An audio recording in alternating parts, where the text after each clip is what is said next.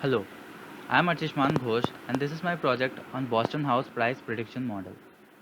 So here I have imported certain libraries such as NumPy, Pandas, Matplotlib and some scikit-learn libraries. The first part is the data processing part where we have to load the Boston data in a Boston variable first. And I have just described the Boston variable and it shows all the attribute information and certain other information here.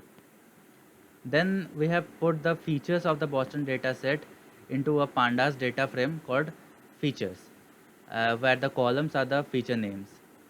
Then again we have put the target values into another pandas data frame called target with the column target. Then we are concatenated the features and the target data frame together into a single data frame called df where axis equals to 1, which means we have concatenated column wise. So this df data frame shows you that there are 506 rows, that is 506 data sets with 14 attributes including the target. Then the visualization part comes where we have first used the describe function and rounded the decimals up to 2 decimal places, and this just shows the count, the mean, the standard deviation, the minimum maximum values and the percentiles of the various attributes of the data frame. Then we have to find the correlation between the target and the attributes, for which we are using the df.core function, in which we are using the Pearson coefficient and storing the correlations into a core variable. To find the absolute correlation, that is the correlation of each attribute to the target, we are storing it into another variable called cores by taking the absolute values of the correlations and then zipping the correlations and the features together into a paired list called L. Then we have to sort the L paired list by taking the correlation value as the key, for which we have used a lambda function, and this sorting is in the descending order.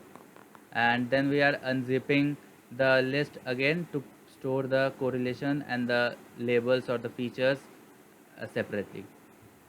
Finally, we have plotted the uh, graph, bar graph, which shows the correlations of the different attributes with the target. And here in the bar graph, in the x-axis we have the correlate attributes, and in the y-axis we have the correlations. And we can see that the LSTAT has the highest correlation with respect to the target. So we'll be selecting LSTAT as our independent variable. Similarly, LSTAT values are stored in the X and target values are stored in Y. And after printing the X and Y variable values, we can see that these values are quite random, and so it's hard to understand what is happening. So we have to normalize the values here, that is keeping the values within a range of 0 to 1 so that it's in the same range. For this we are using the min max scalar function, and then we are import using the fit transform function within it to normalize it.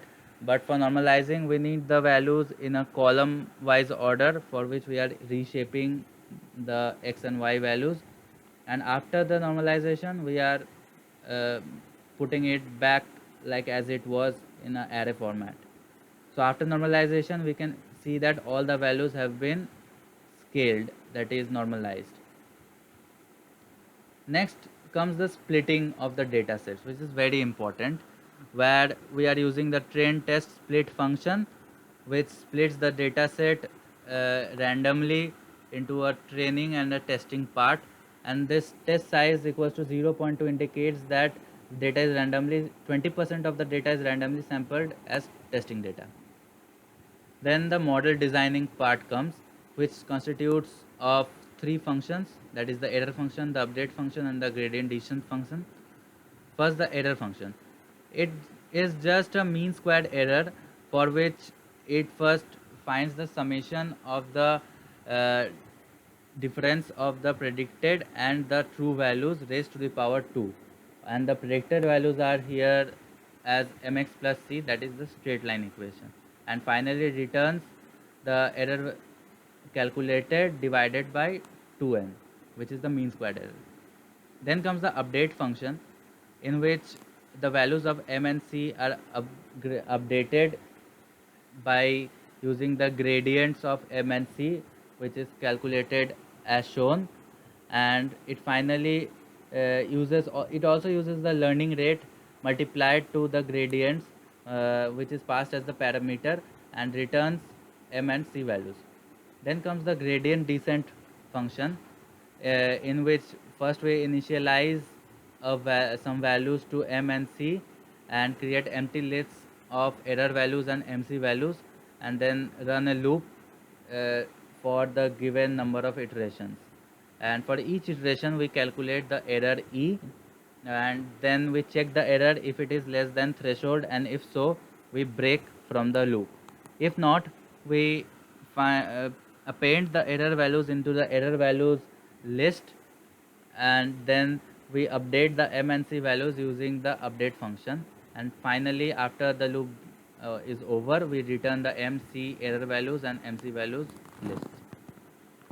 Then this is the code which actually calls the gradient descent function, and in this we are passing the initial values of m and c as 0.2 and 0, and the learning rate as 0.001, the number of iterations as 250, and threshold as 0.001 again, and storing it into the mc error values, mc values respectively. Then the visualization of the learning process is there, in which first we are plotting the regression line upon the training data set, and in this we can see that the blue scatter plots are the actual training data set, and the red line is the regression line, which shows that it almost coincides with the uh, original data in the most dense regions. Then we are plotting the error values against the iterations, and in this we can see that as the number of iteration increases, the error keeps decreasing, and after certain number of iteration the error almost becomes constant and it is very low. Then the actual prediction part comes, which is the exciting part, in which we put the predicted values in a predicted uh, vectorized operation by using the straight line equation mx plus c, where x here x test is the x values of the testing data set. Then we find the mean squared error by using the mean squared error function by passing the y test and predicted values as parameters, and this returns error, the mean squared error, as output, where you can see that 0.0189 something is the error, actual error. And finally we are putting the x test, y test and predicted values in the same data frame to see them alongside each other by using the data frame pd.data frame function and zip functions into a p data frame and then printing it. But you can see that all the values are within the range 0 to 1, which is not so understandable. So we are directly going to revert the normalization process to obtain the predicted prices of the houses in real dollars, the real amount. So we are, for reshaping, we are doing as we have did earlier at the time of normalization, by first reshaping the test values and the predicted values, and then using the inverse transform function to revert the normalization process and storing them into x test scaled, y test scaled, predicted scaled respectively. Finally we are removing the extra dimension as earlier, and at last we are zipping all the three x test scaled, y test scaled and predicted scaled together to form a list, and then passing it into a pandas data frame to store it in a data frame called p. And then we are rounding off all the decimals up to 2 decimal places, and finally printing the data frame p, which shows that the target and the predicted values are almost similar to each other, and thus our model is successful. Thank you.